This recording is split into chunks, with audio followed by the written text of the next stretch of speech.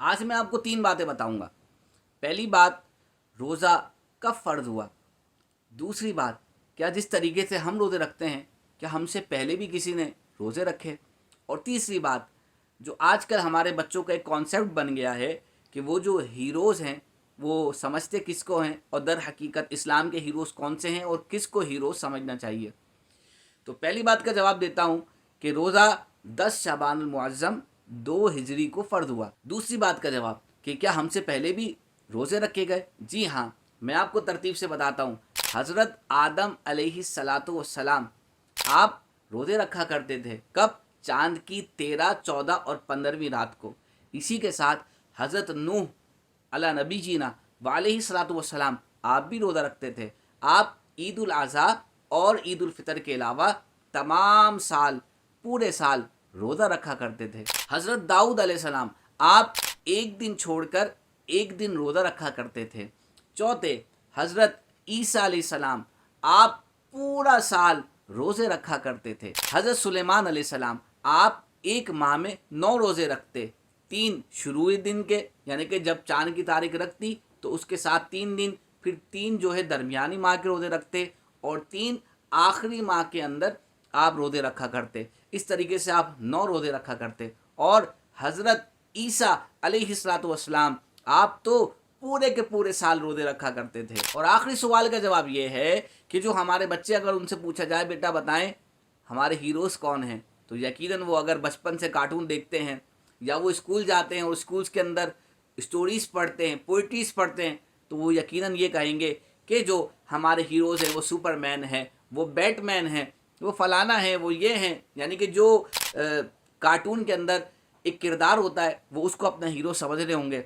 हमें चाहिए कि हम बताएं कि हमारे जो इस्लाम के हीरोज़ हैं वो सबसे पहले अल्लाह तबारक व तआला के अंबिया इकराम अलैहिमुस्सलातु वस्सलाम हैं। क्योंकि आप देखें, ये कोई आसान बात नहीं है रोज़ा रखना।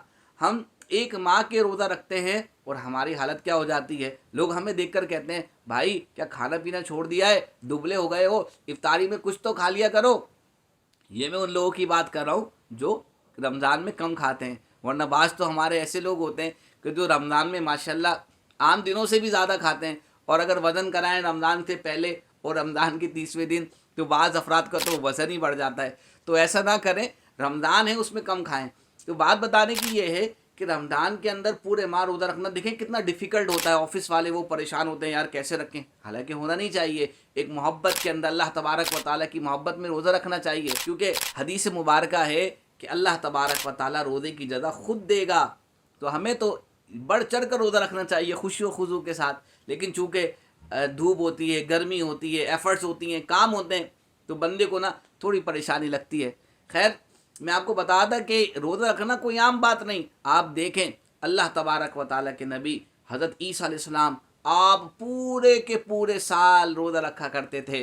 तो ये होता है एक हीरो का किरदार जो अपनी ज़ात को अल्लाह तबारक व तआला के लिए फ़ना कर देता है और अपनी पूरी ज़िंदगी को अल्लाह तबारक व तआला के लिए वक्फ़ करके वो गुजारता है। तो ये होता है एक हीरो का किरदार। अगर आप चाहते हैं कि आप भी हीरो बने तो जी हाँ, आपको नमाज़ पढ़नी होगी, आपको रोज़े अच्छे से रखने होंगे, नफल इबादत करनी होंगी और जो अल्लाह तबारक व तआला के फरमान हैं उनको पूरा करना होगा।